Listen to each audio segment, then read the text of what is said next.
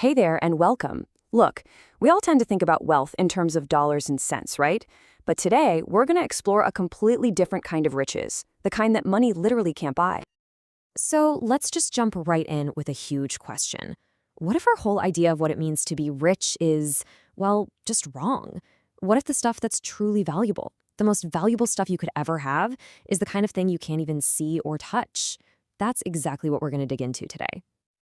Okay, so first up, we're going to try and redefine what true wealth even is. And to get there, we've got to talk about the limits of, all the stuff we can buy. Seriously, just think about it for a second. Forget the fancy cars, the big houses. What's the stuff that is truly priceless? Answering that question is really the key to this whole idea. And this is where it gets really interesting. The source we're looking at defines this kind of intangible wealth as, well, it's the stuff that even the richest guys on the planet can't get their hands on. We're talking about a completely different kind of currency here. So you might be wondering, where does this whole idea come from? Well, it's not new. The source actually grounds this entire perspective in some really ancient wisdom, specifically from the book of Proverbs. And this is the verse that it all hinges on. It makes this direct link between knowing the Holy One and gaining real understanding. But, and this is super important, that word knowing, it means way more than just, having facts in your head. Which leads us to this really crucial distinction, the massive difference between just knowing something and actually understanding it.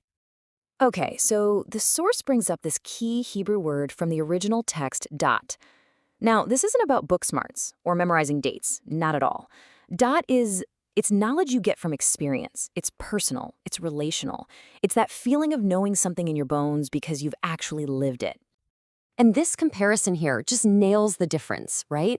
You've got the scholar who might read the Bible like a history book, all facts and context. And then you have the believer who consumes it like spiritual food. It's something that truly nourishes them. Let me put it another way. Without that deep spiritual connection, it's really just words on a page, right? An interesting piece of history, maybe.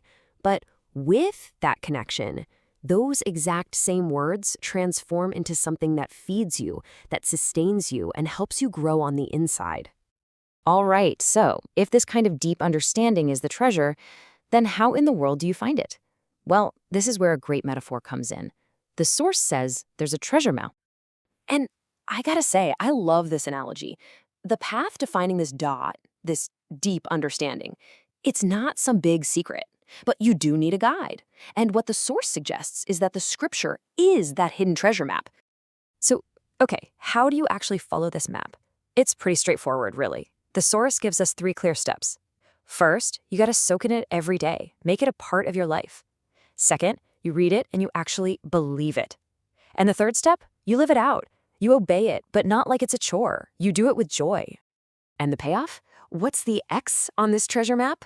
Well, according to the source, it's huge. We're talking about actually walking in his kingdom, becoming fruitful in your own life, and maybe most importantly, having his love just abiding in you, a deep, constant presence.